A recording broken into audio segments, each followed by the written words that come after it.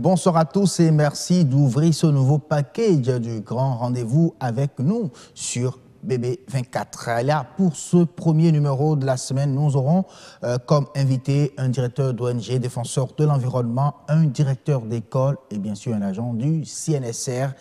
Ils nous rejoignent juste après la météo.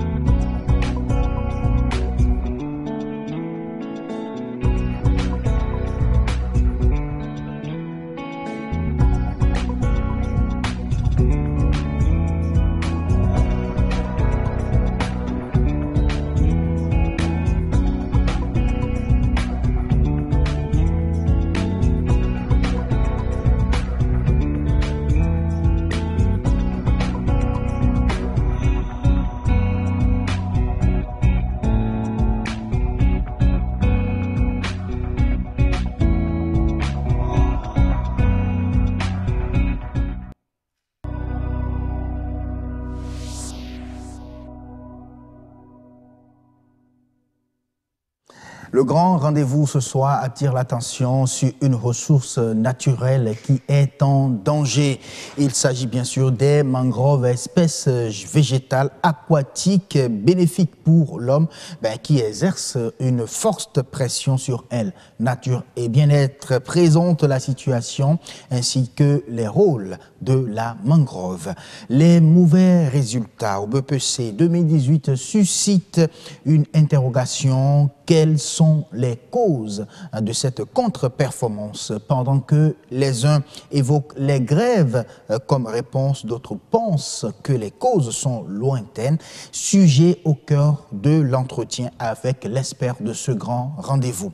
Nous resterons toujours à l'école pour faire un zoom sur les passeurs, ces hommes qui travaillent donc à assurer une sécurité des écoliers sur la route.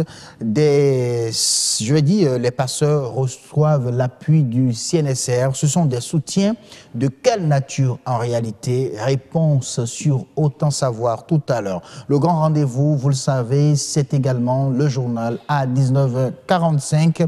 Ce soir, ce sera avec Roch Akoinou. Bonsoir Roch. Oui, bonsoir Asiom Simplice Gaba.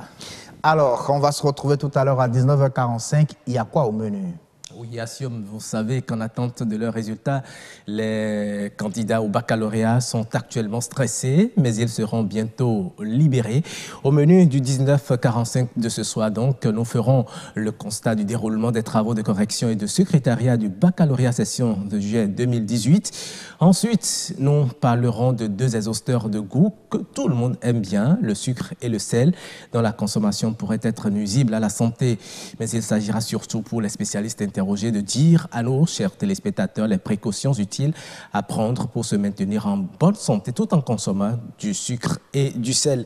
Et pour finir, Asiom, chers téléspectateurs, vous aurez droit à des images de défilés de mode auxquels vous n'avez pas habituellement droit. Les personnes en situation de handicap étaient sur le thé aux côtés des personnes dites normales. C'était une belle parade vestimentaire pour agrémenter le grand rendez-vous de ce soir à Asiom.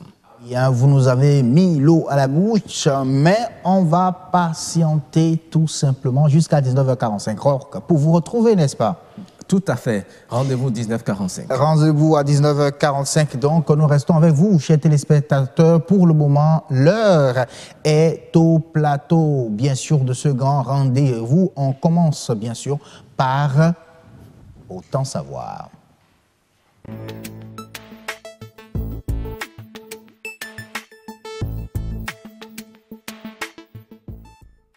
Autant savoir pour nous ouvrir la voie, tout simplement, pour nous donner accès, tout simplement, à la circulation et nous permettre de circuler normalement. Et ça, c'est surtout en faveur des écoliers que cela est très important. Et nous parlons bien sûr de ceux-là qui jouent ce rôle, les passeurs.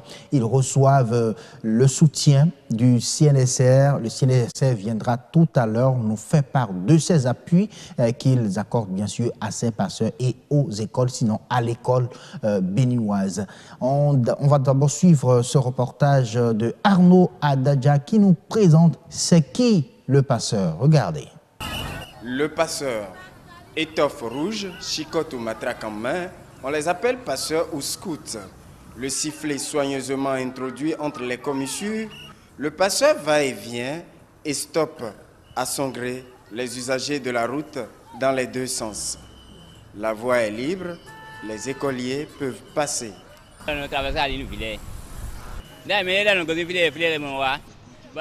J'aide les gens à traverser la voie pour éviter les accidents. Le passeur, déjà au poste à 7h moins 10, sa présence devant l'école rassure écoliers et tout le monde. Plus qu'un job, être passeur peut être assimilable à une mission divine. C'est une mission divine. Nous, on aime les écoliers, malgré la petitesse du salaire. Les automobilistes ne nous respectent pas. Ils ne nous reconnaissent pas notre valeur. Ils disent, quitte la voie, je vais te projeter maintenant.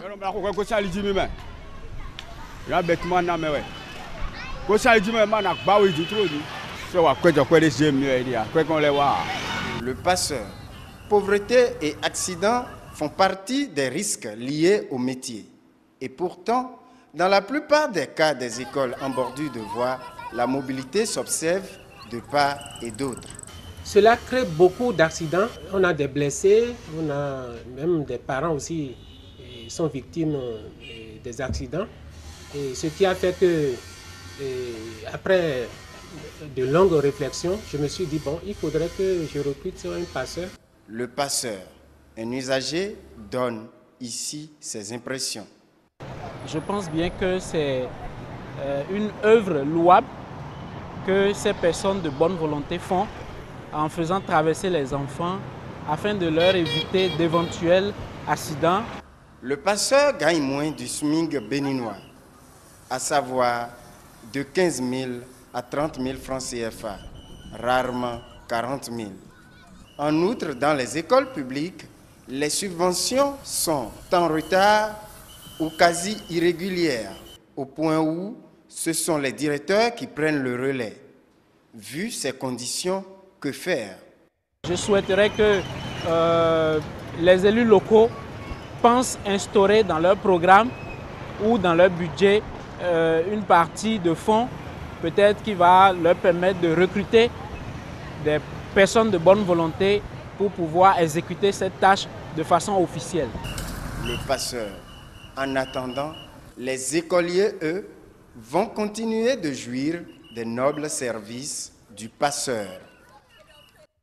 Noble service reconnu bien sûr par le CNSR qui les accompagne bien évidemment. Bonsoir Monsieur Éric. Oui, j'espère que vous allez confirmer cela, que le CNSR accompagne vraiment ces hommes-là qui facilitent la circulation aux écoliers tout simplement. Mais dites-nous d'abord, quelle est la place du passeur dans le rôle joué par le CNSR, c'est-à-dire la sécurité routière? Merci beaucoup, Assioum, et je vous remercie pour ce documentaire parce que ça fait déjà 1 an qu'on a formé ces passeurs-là pour faire le travail. Okay. Et vous avez demandé le rôle que joue le passeur. Et je vais vous dire que le passeur nous remplace sur la route parce que le CNSR ne peut pas être partout au même moment. Et nous sommes installés à Cotonou, le CNSR Cotonou à Zogbo. Nous avons fait un constat, c'est que la plupart des écoles primaires sont situées au bord des voies. Et ça qui nous a réveillés, nous nous sommes dit, ah, attention, il y a un problème d'insécurité qui se pose. Parce que vous allez voir, aux alentours de ces écoles, il n'y a pas de mesures sécuritaires pour pouvoir permettre aux élèves d'aller, de traverser la route pour avoir accès à ces écoles-là. Et nous avons sillonné nous sommes allés vers ces écoles-là pour voir comment ils s'organisent pour permettre à nos enfants de pouvoir aller à l'école, pour pouvoir suivre les cours. Et le constat, c'est qu'il y a des écoles qui n'ont pas de pasteur, par exemple. Et c'est les gardiens de ces écoles-là qui font le boulot. Il y a d'autres qui ont recruté des gens pour le faire. Mais la majorité des écoles n'ont pas du tout de pasteur. Nous sommes la majorité des écoles primaires qui sont aux alentours des voies n'ont pas de pasteurs, c'est les gardiens. Là où il y a des pasteurs, c'est des gardiens qui font le travail. Nous nous sommes posé la question pour dire, bon, qu'est-ce qu'il faut faire? Le directeur d'école nous a dit, il n'y a pas de subvention pour pouvoir recruter, surtout les écoles publiques. Nous avons ce constat-là au niveau des écoles publiques. Ils nous ont dit, nous ne sommes pas en mesure de recruter quelqu'un pour faire le travail. C'est pour cela que nous avons instruit les gardiens de ces écoles à faire le travail. Nous avons donné des propositions pour dire à la rentrée prochaine, il faut qu'ils associent les parents d'élèves à la chose, pour que ça puisse être une réalité parce que le danger est là. Et quand nous avons fait ce cycle, nous avons recensé ceux qui étaient là, qui faisaient le travail d'une manière ou d'une autre. Nous les avons formés parce que la plupart de ceux qui étaient là, ce sont des personnes âgées. Ou bien qui sont, souvent on les trouve en état d'ébriété, parce que c'est des... Donc nous nous sommes dit, en attendant qu'ils puissent engager des gens, il faut qu'on forme ceux qui sont là pour le moment. C'est pour cela que nous les avons formés, nous avons équipés de casquettes, de fanillons, de gilets, pour que quand les usagers vont les voir sur le terrain, ils puissent dire, ah, c'est le CNSR qui les a mis, parce que c'est à l'effigie du CNSR. Donc, ce qu'ils ont porté là, qu'on a vu dans le film, les chemises de couleur verte, c'est le CNSR. Il y a deux formes de chemises. Le CNSR les a donné les chemises de couleur rouge avec l'effigie du CNSR derrière. Oui. Dans le reportage, celui qui a porté le vert, c'est la loterie qui est venue en aide. Ah, d'accord. Oui, la loterie aussi est dans la danse parce qu'il y a un appui financier que la loterie apporte à ces pasteurs à raison de 10 000 francs par mois. Ce n'est pas un salaire, mais c'est un appui. Parce que, tel que je l'ai dit, j'ai dit que c'est les gardiens d'école qui le faisaient. Donc, la loterie a dit, bon, si c'est ça, il va appuyer ce qu'ils recevaient comme indemnité. Comment est-ce que la loterie met à leur disposition comme sous? Parce qu'il y a un des pasteurs qui l'a évoqué et que ce qu'on leur paie vraiment est insignifiant. Comment est-ce que cet argent arrive à leur parvenir? Non, normalement, ils ne devaient pas regarder ce que la loterie les envoie, mais son salaire. Parce que la loterie vient en appui. Je ne peux pas le dire parce que je ne suis pas dans l'organisation de la loterie pour pouvoir dire comment ils envoient les sous. Je voudrais juste être sûr qu'effectivement, ces sous que la Loterie nationale met à leur disposition, ça vient vraiment à la source. Ça, je ne pourrais pas le dire. Peut-être les responsables d'établissement, quand ils seront là, on va profiter. Parce que ça fait 1 an, normalement, on devait faire le bilan pour voir si ça a apporté et voir les écoles qui restent à occuper pour la rentrée scolaire. Malheureusement, nous voulons le faire, mais c'est tombé dans les moments de vacances, parce que les examens n'avons pas pu le faire. Mais à la rentrée, nous allons encore sillonner dans ces écoles-là pour voir si ils ont pu avoir quelqu'un pour voir qu'est-ce qu'ils en pensent par rapport à ça. Parce que c'est un phénomène qui, si on ne prend pas garde, ça va être compliqué pour nos enfants. Parce que on voit des enfants qui viennent sans parents à l'école et qui sont obligés de traverser. Donc, ils ont vu la pertinence de la chose des écoles. Et nous avons dit, quand à la rentrée, quand les parents d'élèves seront là, de poser le problème. S'ils ne peuvent pas le faire, d'inviter le CNSR, nous allons participer à la réunion des parents pour toucher du doigt les risques que courent les enfants pour pouvoir traverser. Alors, qui coordonne en fait l'organisation de ces pasteurs? Est-ce qu'on peut dire que c'est le CNSR ou il y a une organisation à part? Non, pour le moment, parce qu'il y a 2 catégories de pasteurs sur le terrain. Ceux que nous avons habillés, équipés, c'est tel que je l'ai dit, ils ne sont pas en vert, mais ils sont en tenue rouge, effigie CNSR, casquette, fanillon CNSR. Ceux-là, c'est l'année spéciale de Cotonou, tel que je l'ai dit, CNSR Cotonou, qui assure l'organisation, qui passe de temps en temps pour voir si le travail est bien. Même à des heures de pointe, nous allons dans des écoles qui sont... Et nous faisons le travail avec le passeur pour montrer aux usagers de la route qu'ils ne sont pas là pour s'amuser. C'est le CNSS qui les a mis là. Parce que j'ai suivi l'élément, quelqu'un a dit que quand elle nous avait dit « Qu'est-ce que tu fais là? Quitte là, il va passer. » Non, je leur demande qu'ils sont là pour remplacer, ils suppléent le CNSS pour le travail de la sécurité. Et quand vous rencontrez une situation, vous tombez dans une situation où vous voyez un usager en train de rabrouer vraiment ces passeurs-là, est-ce que ce sont des actes passibles de sanctions? Effectivement, tel que je l'ai dit, la loi nous autorise à les sensibiliser, à les verbaliser. Quand nous rencontrons ces cas, si c'est un conducteur de véhicule, nous saisissons ces pièces et nous faisons une fiche pour qu'il vienne au CNSS, pour qu'on lui explique un peu la chose. Très bien. Parce que peut-être, il se dit que c'est des gens qui se sont mis seulement sur la route pour arnaquer les gens. Mais avec l'accoutrement qu'on leur a donné, normalement, le problème ne devait pas se poser. Mais quand on arrive à voir ces cas-là, nous les arrêtons, nous saisissons leurs pièces, nous leur donnons une fiche pour qu'ils viennent au CNSS pour qu'on puisse leur expliquer le rôle que jouent ces passeurs-là sur la route. Sur la route. Oui. Est-ce qu'il y a déjà une communication organisée, histoire d'informer davantage la population? Oui, effectivement, parce que nous avons des radios, nous intervenons sur des radios.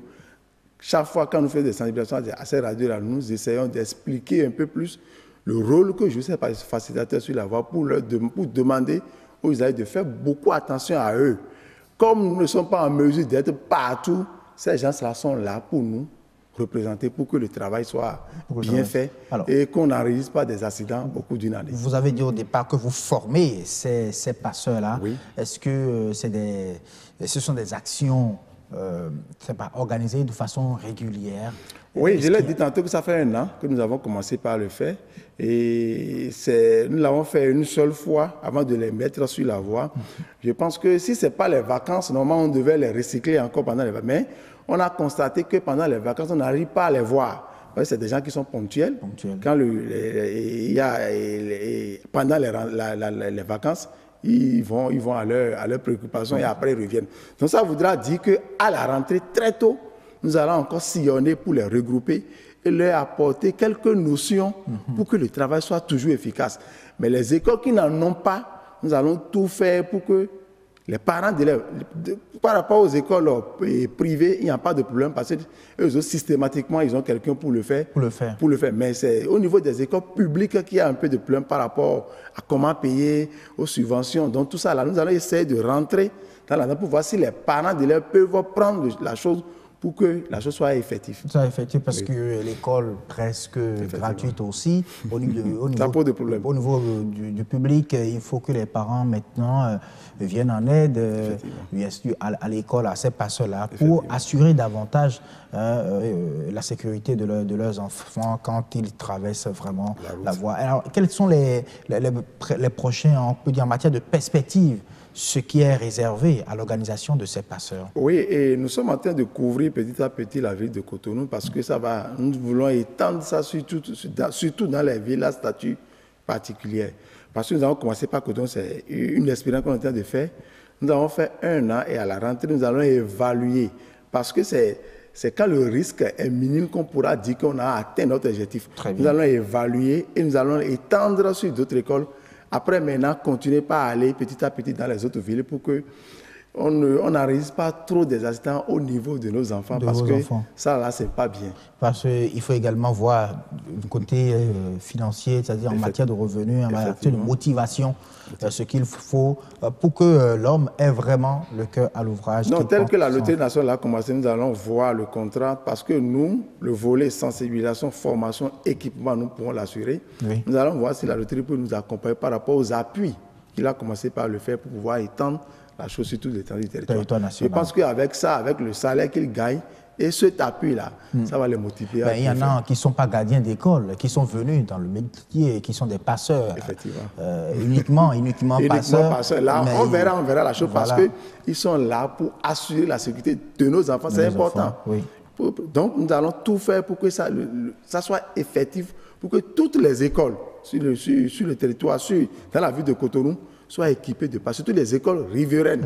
Parce que le danger est là, pour qu'on n'arrive plus des accidents au niveau des écoliers. Merci beaucoup à vous, M. Eric Deyonville. Je rappelle que vous êtes agent du CNSR, vous êtes chef service... Je suis chef de division contrôle routier, éducation et statistique dans la ville de Cotonou. Merci beaucoup à vous d'être venu à nous. Et en tout cas, bien des choses au directeur du CNSR. Voilà, c'est certainement qui nous suit en ce moment. On reste à l'école, bien sûr, avec le directeur d'école. On continue, bien sûr, à l'école pour parler, bien évidemment, des résultats du BEPC, vraiment, qui suscite vraiment beaucoup d'interprétations. On aura le temps d'en parler avec l'expert de ce grand rendez-vous.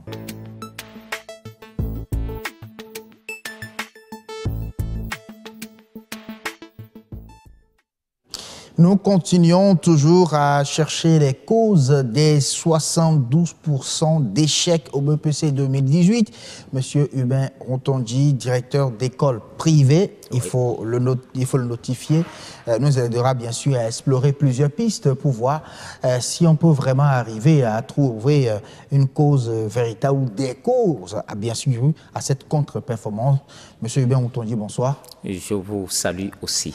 C'est un plaisir de vous avoir sur ce plateau. Je ne vais pas vous demander de donner votre avis sur ces résultats, mais je voudrais plutôt savoir si cette contre-performance était prévisible. Je vous remercie. Toutefois, demandez-moi, sinon c'est l'opportunité pour dire que les résultats, c'est une pilule amère. Il n'y a aucun motif de satisfaction cette fois-ci par rapport à ce que j'avais dit l'autre fois concernant les résultats au CEP. Voilà. Alors, disons tout simplement que c'est déplorable, c'est vraiment déplorable et très dur pour le gouvernement, les parents d'élèves, les acteurs donc, du système éducatif, les élèves également et les parents d'élèves. Alors, donc, je crois les résultats étaient vraiment prévisibles. Ah oui? Les résultats étaient prévisibles. Et tout simplement, pourquoi? Bien sûr. À cause des grèves? Tout simplement prévisible. Il y a de cela un moment, j'étais sur votre plateau et j'avais dit, voilà le vrai visage donc, du système éducatif béninois. Et donc, il était temps, je prévenais déjà, il était temps qu'on revoie le système éducatif entier. Entier. Parce que les causes de cette contre-performance étaient déjà situées dans le loin là-bas. C'était très lointain. Mais beaucoup évoquent les grèves qu'il y a eu cette année surtout. Il y a eu grève. Et pourtant, on a près de 65% donc, de taux de réussite dans le primaire. D'accord? Il y a eu grève, pourtant les élèves passent toujours. Non, les grèves, c'est vrai, les grèves ont un impact assez négatif sur la performance de cette année. Mais nous n'allons pas incriminer seulement les mouvements donc, de nos syndicalistes, non, de tous ceux qui ont grévé. Et on va chercher, vous et moi, l'ensemble donc des acteurs, des administrateurs du système éducatif actuel. Nous allons essayer donc de chercher les grèves dans nos comportements respectifs, dans le comportement du gouvernement, aussi bien revoir les parents d'élèves et maintenant s'attarder sur le cas des élèves eux-mêmes, parce que tout est là. Tout est là.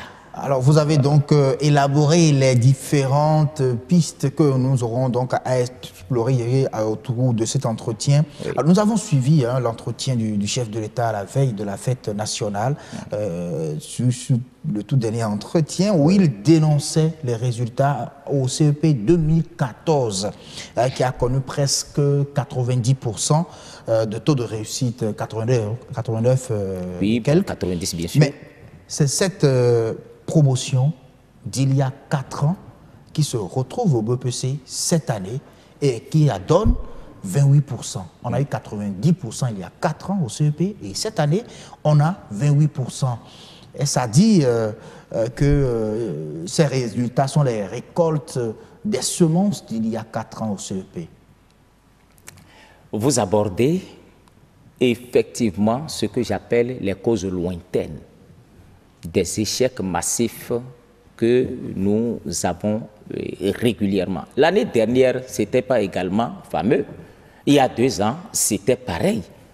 Voyez-vous? Alors, qu'est-ce que je voudrais dire? Vous savez, aujourd'hui, laissons d'abord le système éducatif et commençons par explorer les pistes dont j'ai fait cas tout à l'heure. Le gouvernement. Le gouvernement, les résultats, les 28% qu'on a obtenus au CEP cette année, je crois bien sûr qu'à sa part de responsabilité. Et il y a 4 ans, on a eu 90%.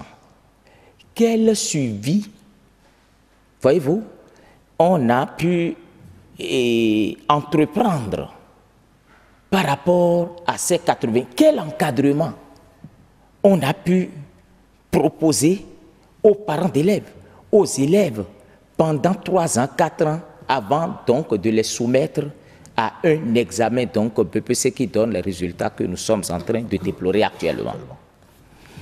Alors il faut dire, le gouvernement, parce que aujourd'hui, on autorise même, vous avez vu les réseaux sociaux, c'est dans les villes phares, Cotonou, Porto Novo, Abomey, Parakou, etc., etc. Le système de ce qu'on appelle réseaux sociaux, là, est développé. En tout cas, c'est partout. Et vous savez ce que ça a de négatif sur nos élèves, nos apprenants de cet âge-là, qui vont aux examens. Alors, une fois que les enfants sont admis au collège, ils se croient autorisés à tout faire. C'est les, comment on appelle, ils sont un peu plus libres. Les parents eux-mêmes considèrent que les élèves, les enfants là ont grandi. Et ce sont des collégiens. Ce sont des collégiens, et puis on les laisse. Et il y en a qui abusent. Il y en a qui abusent. Je n'ai pas fini avec le gouvernement, hein. Je parle pêle-mêle. Donc, ils abusent et qui vont, par exemple, dans les salles de jeux, que d'autres disent je vais au cyber, d'autres font ceci, la télévision qui développe donc des programmes assez alléchants pour tout ça là contribue. Mais Monsieur Routondi, doit-on toujours continuer à considérer ça va dire le numérique, c'est-à-dire le téléphone, les smartphones et autres comme des outils de distraction pour nos élèves? Non. Je pense que c'est des outils de travail aujourd'hui. C'est trop tôt. Et ces enfants maîtrisent. C'est trop tôt, par exemple, pour ces élèves-là, pour ces enfants de cette trempe d'âge. Voyez-vous, ce que je dis, c'est grave. Aujourd'hui là, nos élèves, même de la classe de 3e, qui sont des candidats au BPC, ne peuvent plus dire 4 fois 5 égale 20 automatiquement. Vous dites qu'ils maîtrisent, je suis d'accord. Mais maîtriser là, c'est cette façon de maîtriser le numérique ou bien informatique, cyber, tout ça là, joue négativement sur eux. Et c'est pour cela que... Mais autre aspect que vous devez comprendre, mon cher ami, et les parents d'élèves, une fois que les enfants sont à l'école, je crois que c'est de l'éducation qu'il est question. Mais imaginez-vous des parents d'élèves qui viennent insulter même les enseignants ou le corps administratif donc, de l'école parce qu'on a infligé une punition, parce que l'enfant n'a pas fait ses TD, n'a pas fait ses exercices, n'a pas appris ses leçons, on a infligé de punition et que le parent d'élève vienne faire du bruit à l'école. Le parent d'élève va même jusqu'à dire que si il avait eu la chance, je ne sais même pas si c'était une chance, ça va être considéré comme chance pour lui, s'il avait rencontré plus tôt l'enseignant qui a porté la main, qui a infligé de punition à son enfant, qu'il l'aurait giflé. Et puis on dit tout ça là devant l'apprenant. Donc aujourd'hui, tout est à terre. Du côté des parents d'élèves, le suivi et l'encouragement qu'il faut apporter à l'enseignant, parce que ça a déserté le forum, comme on le dit. Les enseignants sont devenus donc ceux qu'il faut agresser, donc par rapport à tel. Et aujourd'hui, les enfants mentent trop. Les enfants n'ont plus conscience à rien.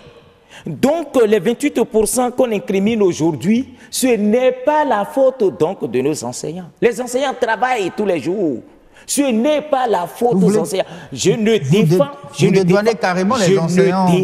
personne. Dans ce naufrage, carrément. Non, naufrage là, c'est nous-mêmes, parents d'élèves. C'est nous-mêmes, élèves. Imaginez que le gouvernement, je voudrais incriminer entre-temps le gouvernement pour dire tout simplement ce que lui, il a dedans comme insuffisance, c'est le fait de ne pas pouvoir anticiper ce qu'il faut faire aux enseignants et attendre que les grèves se déclenchent avant de chercher à faire cela. Oui. Vous parlez du non-respect des enseignants par les parents, manque de considération du corps administratif des écoles et tout le reste, mais ce n'est pas ce qu'on est allé demander aux enfants à l'école, aux examens. On ne leur a pas demandé, par exemple, est-ce que votre papa respecte bien votre enseignant et tout. C'est ce qu'on leur a appris à l'école, c'est ça, on est allé leur demander là-bas. Oui. Est-ce que ces enfants-là ont vraiment eu ce qu'il faut, ont vraiment les arguments, les outils qu'il faut pour pouvoir répondre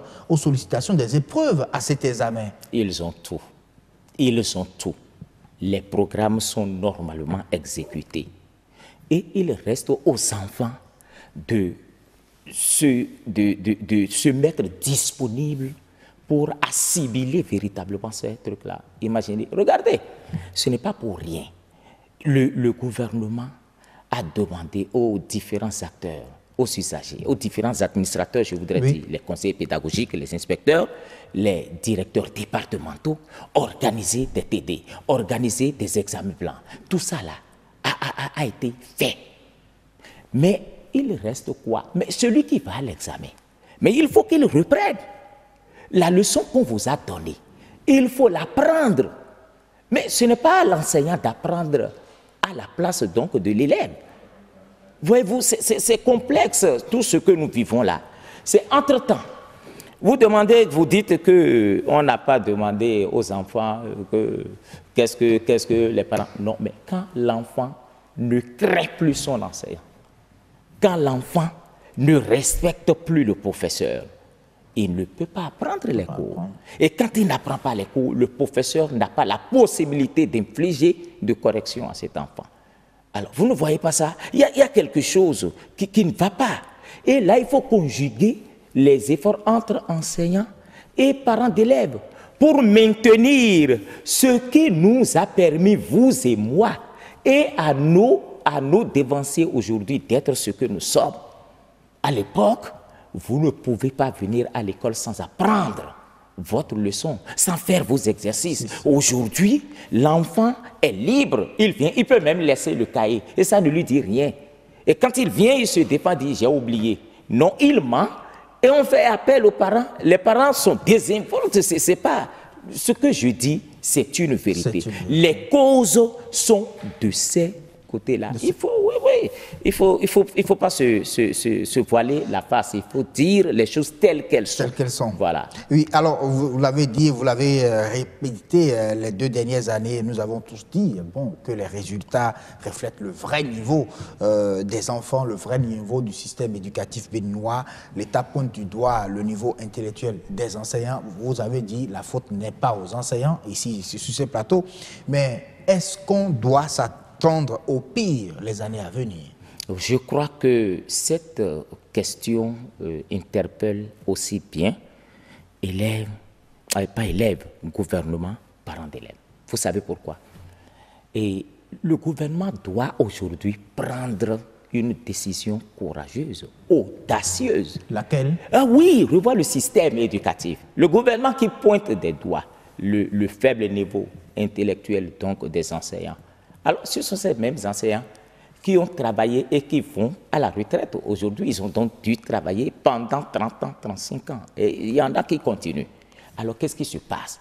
Le programme actuel, là, les enseignants ont des problèmes dedans. Les élèves ont également des insuffisances dedans. L'élève se recherche. L'élève ne connaît rien. On dit telle compétence, il a développé telle compétence. Mais c'est quoi compétence? Le niveau intellectuel n'y est plus. Vous voulez qu'on revienne au programme précédent? Bon, je sais que tout est dynamique dans la vie. Je comprends bien, tout est dynamique. Même s'il ne faut pas revenir, il faut repenser ce programme-là. Il faut repenser. Le gouvernement doit prendre des... Mais pourquoi on dit c'est la même étude de test d'avant? Appelons la chose étude de test et poser les questions telles que on le faisait pour que l'enfant sache que aujourd'hui, je dois répondre question conjugaison, question d'orthographe, analyse grammatique. Mais faisons les choses. Pourquoi on voile? Et on dit que quand il copie tant là, ça, il faut donner tel point, il a développé telle compétence. C'est quelle compétence? Voilà, les compétences les accompagnent.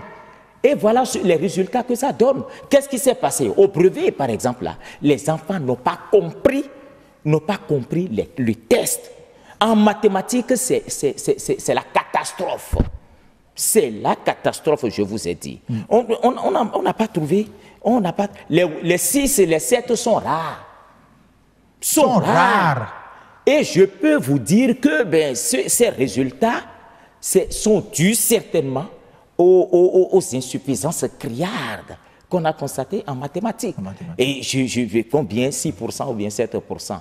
Et au plan national, combien? Je ne sais pas. Je ne sais pas. Et donc, on doit s'attendre à des résultats comme ça. Donc, il faut repenser le système. Et maintenant, demander aux parents d'élèves de respecter le corps enseignant.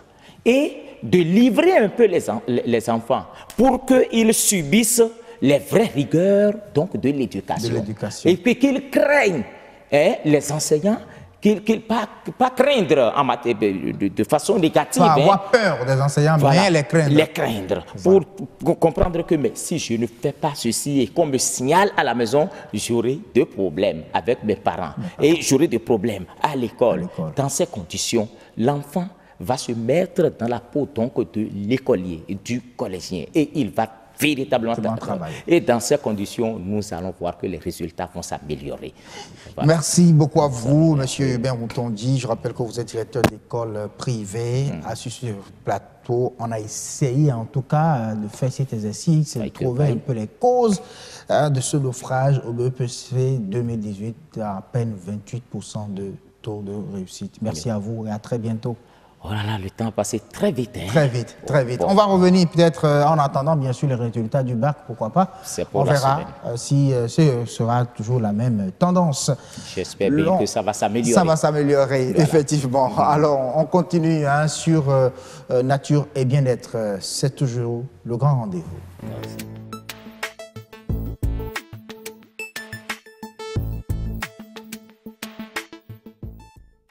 Grand rendez-vous ce soir, nature et bien-être. Nous attirons l'attention sur une ressource naturelle qui est en danger. Il s'agit des mangroves, espèces végétales aquatiques bénéfiques pour l'homme, mais l'homme qui exerce une très très forte pression sur cette ressource qui est vraiment en danger. Nature et bien-être, on va vous présenter la situation au Bénin ainsi que les rôles que joue bien sûr la mangrove. On suit d'abord le reportage signé Marcel Betoro.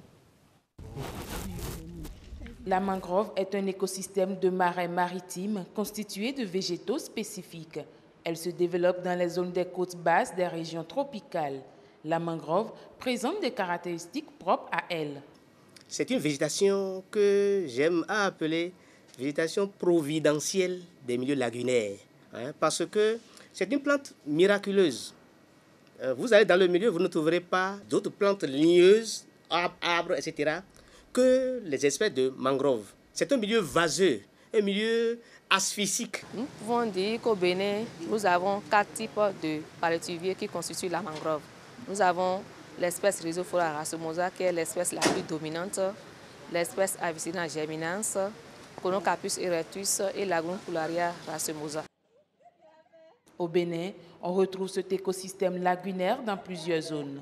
Ici, nous sommes à Togbendaho, dans le département de l'Atlantique, plus précisément sur le site Ramsar 10-18.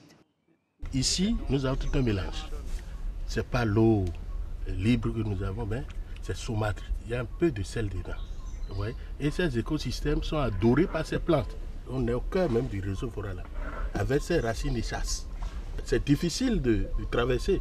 Donc ça constitue des nids pour les poissons pour se multiplier. C'est le frayeur par excellence, frayeur naturel. Si vous voulez manger des poissons non pollués, c'est ce poisson-là qu'il faut manger d'abord. Et ça permet aussi le filtrage de l'eau. Si par exemple vous avez de l'eau à Togben, vous faites un forêt, vous avez de l'eau, c'est l'eau de cette lagune-là qui devient de l'eau souterraine à Togben. Et s'il n'y avait pas la mangrove, ça veut dire que tout ce qui est déchets continentaux qui arrivent dans la lagune va se retrouver encore dans l'eau que les populations vont conserver. En dehors des ressources forestières et halieutiques qu'elle procure, la mangrove fait partie des écosystèmes les plus productifs en biomasse. Sa dégradation peut constituer une source de menace pour certaines zones côtières. La mangrove ne doit pas être détruite. Si la mangrove s'en va, c'est grave.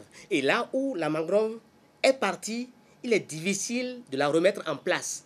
Quand la mangrove s'en va, il y a érosion. Le sédiment vaseux qui doit retenir la mangrove s'en va. Vous entendez qu'ils sont nombreux au Congo, au Gabon, en Côte d'Ivoire, etc. Pourquoi? Parce que comme la mangrove s'en va et que, les prises halieutiques ne sont plus favorables, eh bien, ils sont enclins à l'exode rural. Et c'est les jeunes qui s'en vont. Au regard de l'importance qu'elle revêt, il est donc nécessaire d'apporter des solutions pour lutter contre la destruction des mangroves au Bénin. C'est un mécanisme à mettre en place pour que les résultats de recherche servent. Il faut d'abord croire en la recherche. Croire que c'est de la recherche que vient le développement.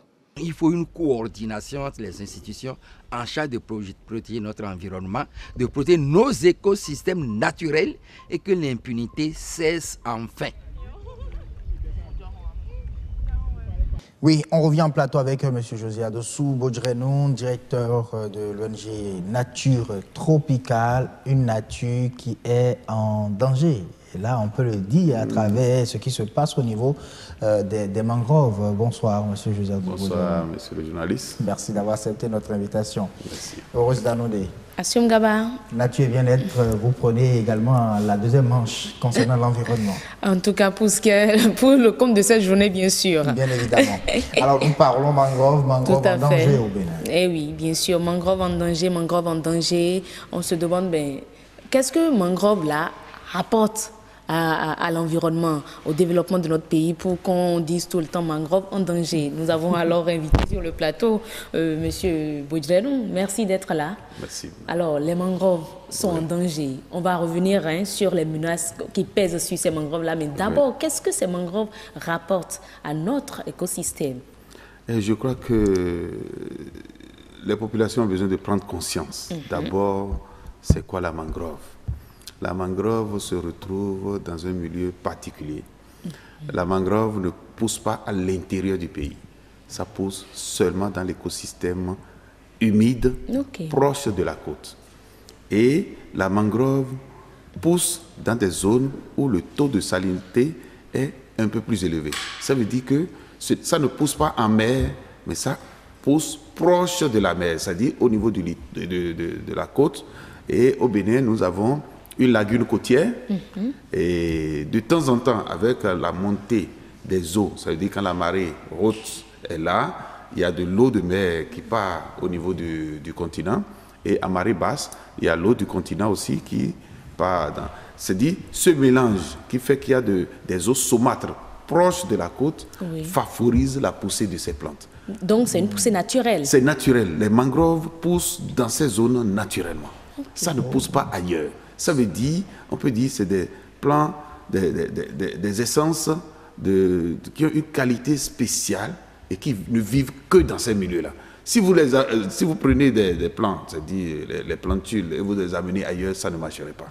Et maintenant, c'est créé comme ça. Ce n'est pas l'homme qui a fait. C'est Dieu qui a fait, je dirais. Et ça ne pousse que là. Mais c'est que on demande quelle est l'importance. Oui. L'importance, c'est assez grand. C'est assez grand. Vraiment. On viendra tout à l'heure en détail sur l'importance des mangroves. Il est l'heure, sur le grand rendez-vous, il est l'heure du journal, tout simplement. On va retrouver Roch Akouinou, qui est déjà en place dans la rédaction de BB24 pour nous présenter le journal. C'est à vous.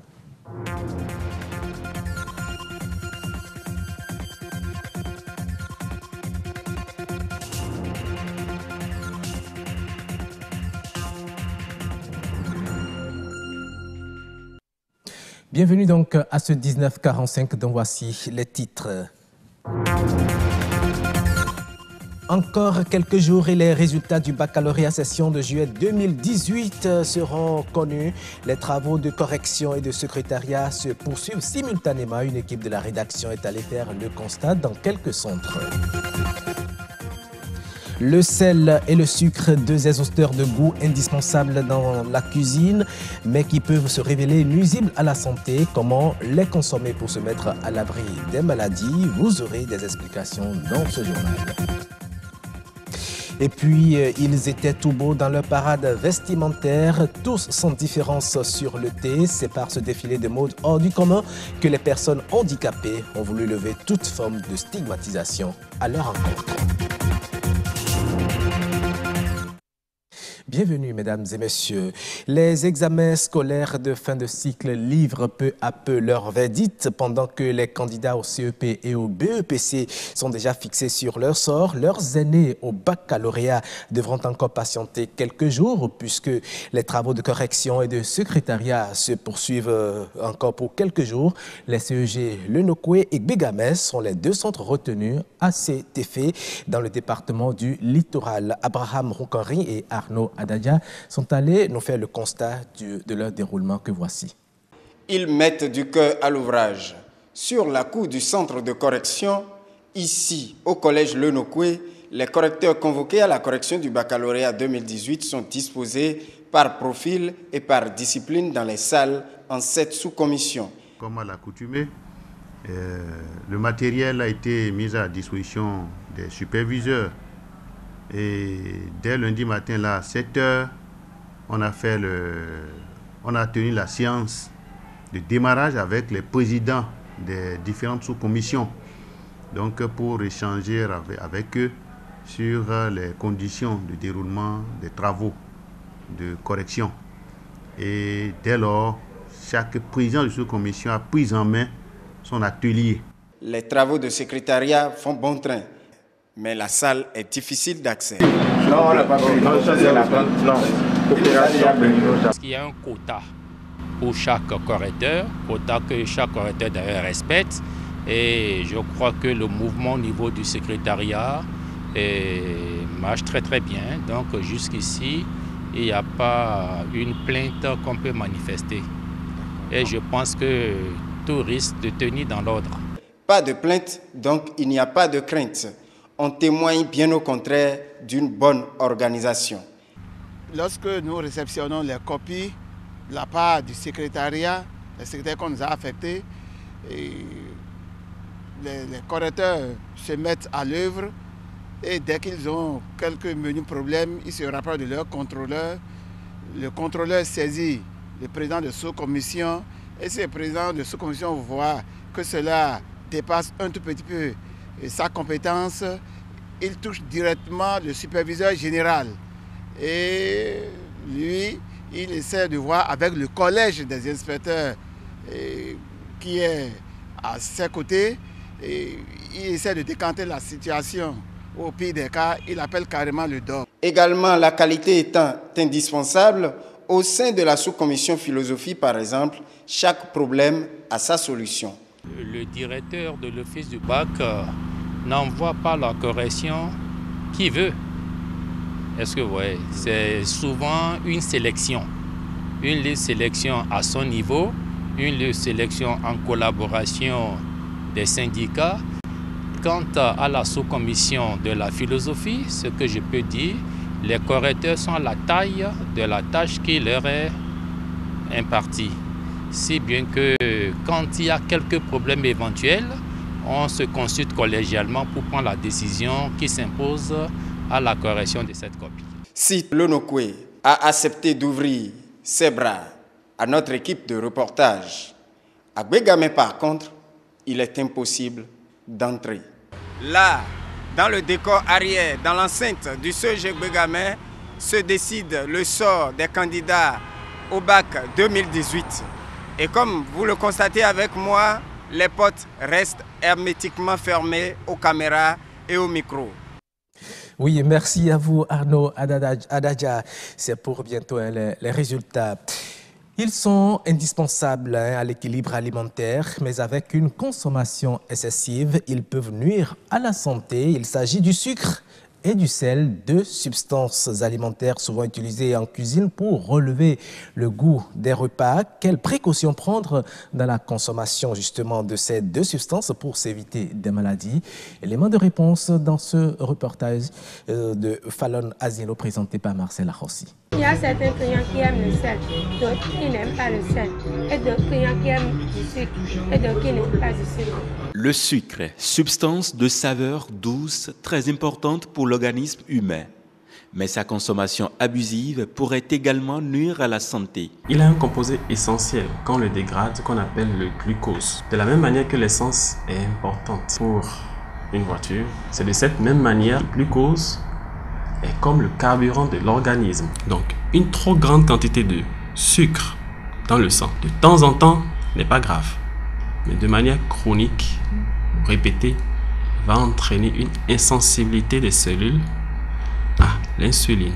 Et on a ce qu'on appelle une hyperglycémie et provoquer ce qu'on appelle un diabète de type 2. Comment échapper alors au danger tout en le consommant? Nous avons ce qu'on appelle des sucres rapides et des sucres lents. Le matin, on peut prendre des sucres rapides. Vers midi, on peut prendre des sucres lents. Il vaut mieux prendre des aliments qui ne contiennent pas de sucre ajouté. Il vaut mieux privilégier aussi les jus naturels au lieu des boissons sucrées et gazeuses. Et c'est pareil pour le sel, substance qu'on retrouve presque toujours dans nos aliments. L'importance du sel, c'est principalement l'importance du sodium dans le corps. Le sodium est principalement utilisé dans le corps pour la transmission du message nerveux par une décomposition de la paroi des membranes par rapport à la concentration en sodium. Deuxièmement, le sodium permet de maintenir un certain niveau de concentration d'eau dans les cellules. Vous comprendrez alors que quand on prend trop de sel, l'organisme est obligé de se gorger d'eau, là où se trouve ce sel. Nous prenons trop de sel, il passe dans le sang, alors les artères dans lesquelles ce sel va se contenir vont se gonfler, et en se gonflant, qu'est-ce qu'elles vont provoquer? Une hyperpression au niveau de ces parois-là. C'est le début de l'hypertension artérielle. Il faut déjà éviter d'aller manger dehors parce que la plupart des fast-foods contiennent beaucoup de sel. Il faut également diminuer le sel ajouté à table. Il faut mieux utiliser le sel iodé afin de garder une meilleure santé. Les spécialistes de la nutrition ne vont pas trop réfléchir pour trouver le moyen d'éviter le danger lié à ces substances. Parce que la solution, elle est très simple. Pas trop sucré, pas trop salé. Voilà qui est bien dit. Femmes de demain est une association créée depuis 25 ans en Europe. Cette organisation étend ses ramifications un peu partout dans le monde. Elle a vu le jour il y a environ un an en Afrique et est déjà présente dans 18 pays africains. Porter des réflexions sur la situation de la femme en Afrique et participer au développement du continent sont entre autres missions essentielles de cette organisation. À Cotonou, pour la deuxième édition de la Semaine de la femme africaine, la présidente de l'organisation nous donne quelques détails sur les activités menées. Elle est au micro de Rolande Chidima. Depuis l'année dernière, on a initié ce qu'on appelle la Semaine de la femme africaine. en prélude à la célébration de la Journée internationale de la femme africaine qui est célébrée tous les 31 juillet à Abidjan. Et cette année, nous nous sommes retrouvés ici à Cotonou pour la seconde édition qui a eu lieu ici, portée par Femmes de Demain Afrique Bénin. Il y a eu des campagnes ophtalmologiques initiées par un de nos partenaires, Chichi Africa. On a également eu une masterclass, c'est-à-dire une initiation au métier de la photographie pour les jeunes filles. On a également eu des panels autour des thématiques, de belles thématiques qui ont tourné autour de tout ce qui est prise de décision, numérique, digital, entrepreneuriat, violences faites aux femmes, etc. On avait véritablement balayé toutes ces thématiques qui touchent de près la femme. Dans cette organisation, on porte le projet de la valorisation de la femme africaine. Nous portons également le projet d'un féminisme, travailler en complémentarité avec les hommes. On veut véritablement savoir ce qui se passe ailleurs, qui est bien pour nous, pour pouvoir véritablement faire ce qu'on appelle des partages d'expériences, des partages de bonnes pratiques. Il y a des choses qui peuvent être bien ici pour les femmes au niveau de tout ce qui est législation et qui n'est pas forcément appliqué en Côte d'Ivoire. Donc comment amener nous, à travers tout ce qu'on est en train de faire, à partager cela avec nos autorités en Côte d'Ivoire pour que les uns et les autres puissent avoir les mêmes chances de pouvoir évoluer de façon harmonieuse. Quelques informations en bref à présent. L'Afrique est à l'épreuve de libre-échange et de l'intégration commerciale en refusant de signer le traité de Kigali le 19 mars dernier qui ouvrait la voie à la création d'une vaste zone de libre-échange continentale.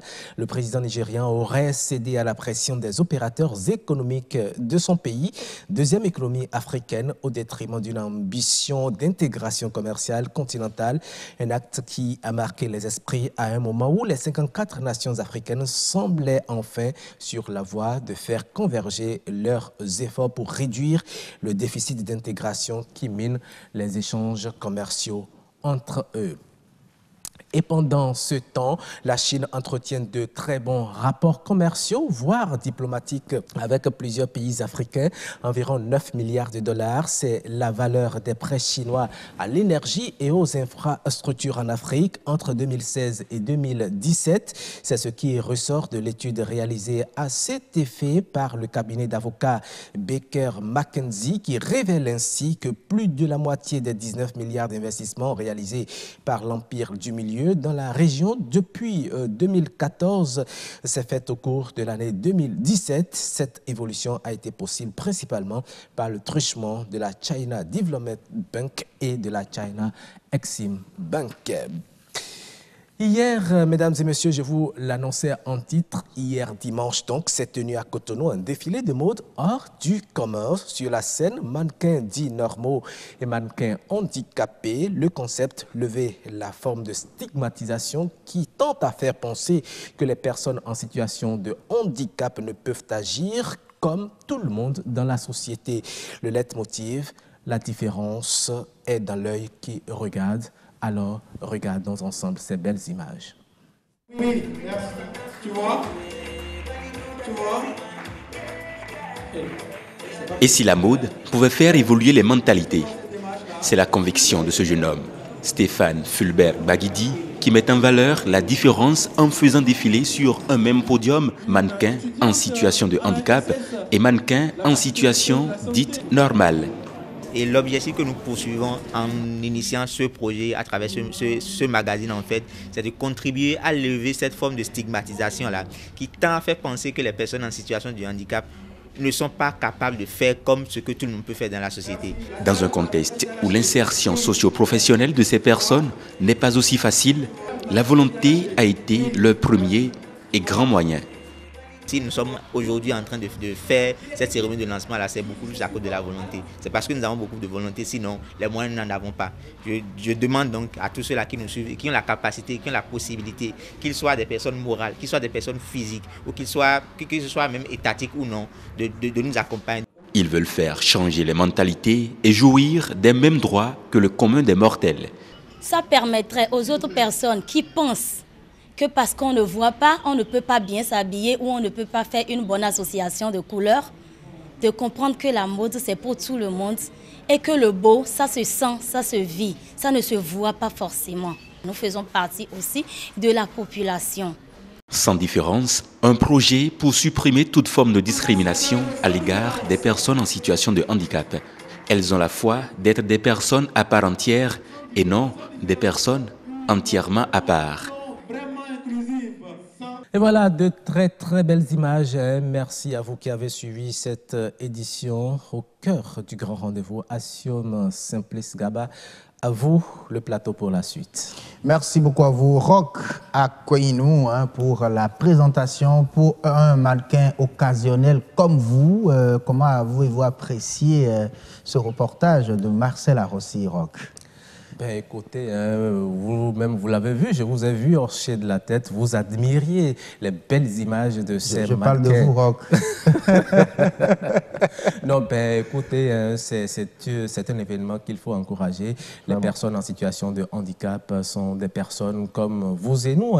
D'un jour à l'autre, chacun peut se retrouver dans une situation de handicap. Donc, essayons de leur accorder toute l'attention nécessaire qu'il faut. Ne les marginalisons pas dans la société, et c'est une occasion pour le dire. Et à travers cet événement de défilé, ils ont voulu montrer qu'ils peuvent faire ce que ceux dits normaux au fond. Et le défilé de mode, c'est pas quelque chose qui était destiné aux personnes handicapées. Et pourtant, vous avez pu voir les sincèrement, images. C'était Ce sont de très belles images. Et moi, je voudrais demander qu'on les soutienne et qu'on les aide à organiser de temps en temps de ces activités.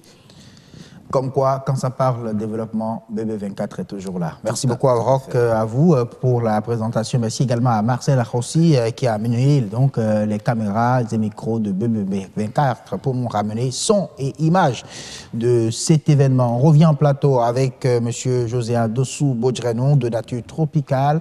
Vous nous disiez que les mangroves ont des avantages très très grands. Effectivement, les mangroves ont des avantages assez grand parce que pour ce qu'on reconnaît aux mangroves, c'est surtout des frayères pour les poissons. Okay. Et si nous prenons le cas du Bénin par exemple, nous avons une mer. D'abord une mer, c'est-à-dire on a un littoral où c'est l'océan Atlantique, mais entre le littoral et on a une bande de terre que nous appelons la plage, mais juste après, dans certains endroits, vous constatez qu'on a une lagune. Et ici, on parle de lagune côtière, qui est dans les environs de Godomé, ici, ou Togmé, jusqu'à vers, qui rejoint un peu Ouida, Grand Popo, Djabadi et autres. Là. Voilà, nous avons la lagune côtière. Et cette zone est fortement influencée par la mer. Vous allez voir l'embouchure se retrouvant un peu vers Grand Popo. Ça veut dire que tous les jours, à plusieurs heures, c'est-à-dire toutes les 6 heures, il y a une montée d'eau, c'est-à-dire on parle de marée haute, qui quitte la mer pour la lagune côtière, et 6 heures après, la marée baisse.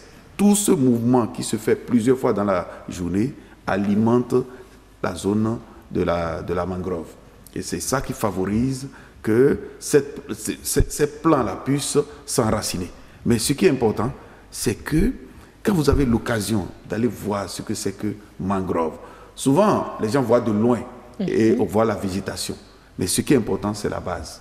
C'est la base. C'est une plante aquatique, c'est un arbre aquatique qui pousse dans l'eau, mais vous voyez de loin ses racines. Ce qui est concret à un plant que nous voyons un peu partout. Quand vous voyez un arbre, vous ne voyez pas les racines. Mais pour la mangrove est sur pied. C'est sur des échasses. Et c'est ces racines-là qui s'enfoncent dans la vase et se nourrissent de cette vase. Mais ce qui est important, c'est que quand vous allez assez proche, vous constatez qu'on ne peut pas rentrer dedans facilement. Et regardez nos plans d'eau, où pratiquement on ne voit même pas de plantes ici, ce n'est pas dans des zones. Dans les zones où il n'y a pas d'influence de sel, par exemple, on peut voir par exemple de la jacinthe d'eau, qui est une peste. Mais dans la zone de mangrove, vous n'avez pas ça. Mais c'est que vous voyez, si vous voyez le plan d'eau, vous allez dire, mais c'est désert, il n'y a rien. Mais c'est que en bordure, quand il y a de ces mangroves qui se sont bien enracinées, ça constitue la cachette où les poissons font leur nid pour pouvoir se reproduire. Et quand il y en a assez, les poissons, maintenant, se déversent dans la lagune. Et c'est comme ça qu'on peut pêcher. Ça veut dire d'abord, l'importance de la mangrove, c'est d'abord à partir de ses racines. C'est des frayères pour les poissons. Pour les poissons. Oui, ça c'est la première chose. La deuxième chose, c'est que c'est d'abord un rideau. Vous voyez, pour ceux qui sont dans cette zone, on a des grands vents qui viennent de la mer. Dans les zones où la mangrove est bien enracinée, ça constitue un barrage pour atténuer les grands vents. Aujourd'hui, quand on parle des changements climatiques et autres, on ne sait pas ce qui va arriver.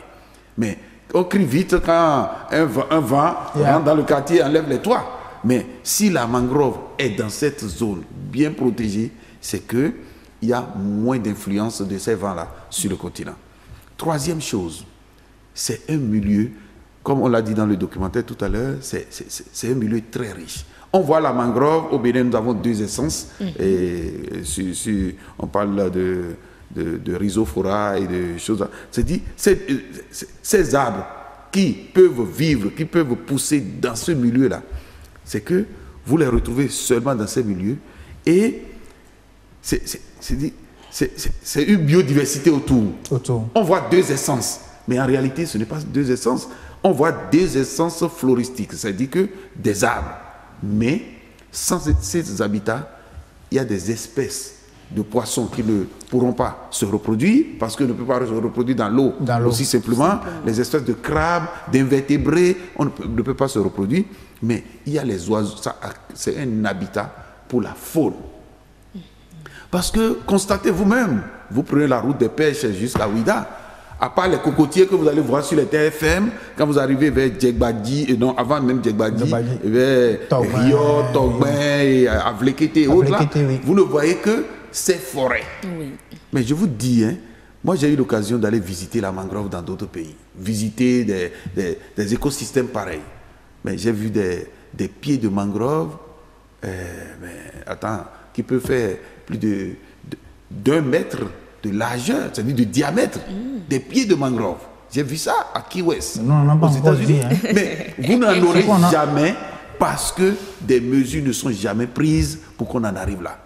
C'est que c'est des espaces qui accueillent une biodiversité côtière et qui a besoin d'être protégée pour que cette biodiversité demeure. Mais si on ne protège pas, si on ne fait pas la protection qu'il faut, c'est que vous aurez simplement des bouts de bois et vous allez penser que les rhizophora, c'est la taille maximale, ça.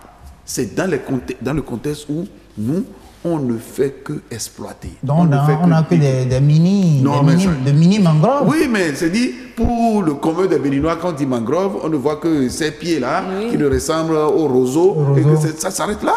Non, les gens doivent se comparer un peu à ce qui se passe ailleurs. C'est dans la conservation sur la durée que la biodiversité est maintenue.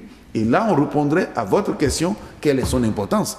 Parce que on ne voit que frayères, on ne voit que des oiseaux migrateurs qui vont venir, une faune autour. Mais son importance, au niveau écologique, c'est bien connu. Mais au niveau touristique, ça peut apporter beaucoup si ça existe. Ça attire plus d'oiseaux, ça devient plus gros, les gens seront intéressés à venir voir. Vous allez au Sénégal, il y a de ces choses. Oui, il y a de ces choses-là qu'on n'a pas encore dans notre pays. On en a, mais on ne travaille pas pour...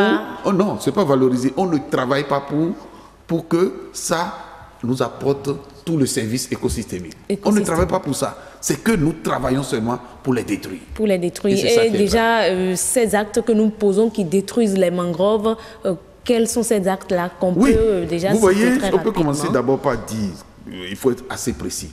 Quand vous allez à Djegbadi, par exemple, vous voyez, c'est comme dans des temps anciens, on voit des squatteurs qui viennent squatter, ils viennent dans un milieu, ils exploitent tout ce qui est là. Quand ça se finit, on se déplace pour aller ailleurs. C'est exactement la même chose. Quand vous êtes à Djegbadi, vous allez voir des salinières, c'est-à-dire que des espaces réservés pour faire de l'exploitation du sel. Ce n'est pas interdit de faire le sel. Mais le danger, c'est que c'est la mangrove. Parce que j'ai dit, on ne voit pas d'autres choses pousser dans cette zone. Pendant longtemps, les populations ont exploité cette mangrove-là pour cuire le sel. Les mangroves pour cuire le sel. Ça veut dire que c'est le bois de feu. Le bois de feu. Le bois de feu, c'est ça. Ça veut dire que c'est découpé pour cuire le sel. Aussi, la mangrove est découpée pour faire akadia. C'est dit, vous voyez, akadia, on dit, c'est une forme traditionnelle de pisciculture. En réalité, ce n'est pas de la pisciculture, là. Il suffit, c'est dit, dans la pisciculture, et malheureusement, hein, dans notre pays, ça se passe toujours comme ça. Même quand vous allez au niveau de la grande, des grands cheptels, au niveau des animaux, voilà un pays où on n'a jamais pensé que la poule ne pond pas le bec. C'est dit que pour que la poule pondeuse donne des œufs, ce n'est pas le bec. C'est en fonction de ce qu'on lui donne à manger. Voilà un pays qu'on n'a jamais pensé que pour produire de la viande, il faut de l'aliment. Les animaux au Bénin sont obligés de faire de la divagation pour manger. On ne prévoit pas donner à manger, mais on veut de la viande. Parlons des mangroves. Exactement, c'est la même chose pour la mangrove. C'est dit qu'on est dans le besoin, mais on exploite sans penser que ça va finir. Et c'est une grave menace. Peut-être parce que ces riverains-là n'ont pas encore connaissance de l'importance de ce dont on a parlé ici, de ces mangroves. C'est pour cela, on leur dit, vous qui êtes déjà proches, c'est vous qui profitez les premiers des poissons. Il n'y aura plus de poissons s'il n'y a plus de mangroves. Parce qu'il n'y aura plus de cachettes pour les poissons pour se reproduire. Et quand il n'y a pas petit, il n'y aura pas grand. Et il faut travailler pour ça. Les gens totalement détruits de la mangrove dans ces zones, ce n'est pas bien. Autre chose, nous avons des grands projets de développement, tels que le projet de la route des pêches. C'est que le gouvernement doit prendre conscience que voilà un habitat qui va apporter beaucoup demain. Et pour cette raison, en faisant le développement de la route, il faut penser à la protection. À la protection de la mangrove, c'est nécessaire. Merci. Merci à Siomgaba. Merci Heureuse, merci Monsieur Josiah Dossou-Grenon. C'était un plaisir d'avoir parlé bien sûr des mangroves, d'avoir tiré l'attention et des gouvernements et des populations riveraines et sur ces ressources-là. Merci à vous et à très bientôt. Le grand rendez-vous, on continue sur la toile. Cette fois-ci, c'est l'Actu Web.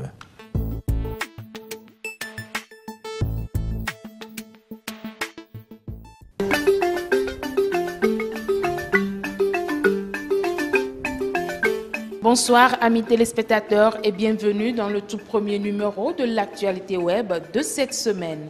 Comme première information, le footballeur professionnel Paul Gascoigne, surnommé Gaza à la retraite, a décidé de donner toute une autre couleur à sa vie. L'homme qui était dépendant de l'alcool semble laisser ses vieilles habitudes. C'est ce qu'on peut constater dans ses derniers tweets. Paul Gascoigne a diffusé quelques photos de lui, souriant et apparaissant en bonne condition physique. Il faut apprécier la météo actuelle. Au Royaume-Uni, profitez de votre week-end, a-t-il laissé entendre récemment sur Twitter. Il aurait même initié de nouvelles activités pour son épanouissement. Il a aussi publié des clichés de lui à la pêche et au golf. Paul Gascoigne, qui faisait la une des journaux pour ses problèmes avec l'alcool, apparaît désormais comme une personne normale, pleine de vie. Autre information dans l'actualité web de ce jour, Toby Alderweireld, le footballeur international belge, pourrait s'engager avec Manchester United. Il n'a pas trouvé d'accord avec Tottenham pour une prolongation de contrat, mais il a exaucé dimanche passé le vœu d'une fan. En effet, une jeune femme du nom de Nathalie Standard avait envoyé un message à Toby Alderweireld via une pancarte lors de la fête des Diables Rouges sur la grande place de Bruxelles. Elle lui demandait de lui tatouer sa signature sur le dos. Le jeune joueur a reçu la demande de la jeune dame, bien qu'il n'était pas à la fête pour des raisons de santé. Toby Alderweireld a pu retrouver son admiratrice grâce à la fiabilité des réseaux sociaux. Il a réalisé le souhait de cette dernière. Rappelons que le transfert du joueur pourrait être bouclé dans les 48 heures pour le simple fait que le mercato anglais ferme ses portes ce jeudi 9 août à 18h00. Et pour finir cette actualité web, au moins 91 morts et plusieurs centaines de blessés est le bilan du nouveau séisme à Lombok en Indonésie. C'est un séisme de magnitude 7 qui a fait ravage exactement une semaine après le premier séisme sur cette même île qui avait fait 17 morts.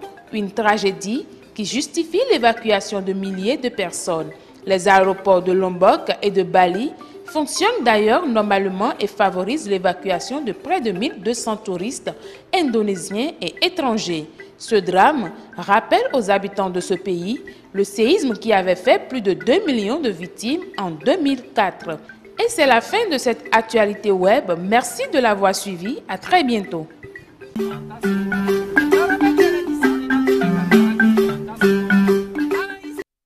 À très bientôt, Marcel Betoro, Falena Zilo pour l'actu web. Avant de partir, la météo.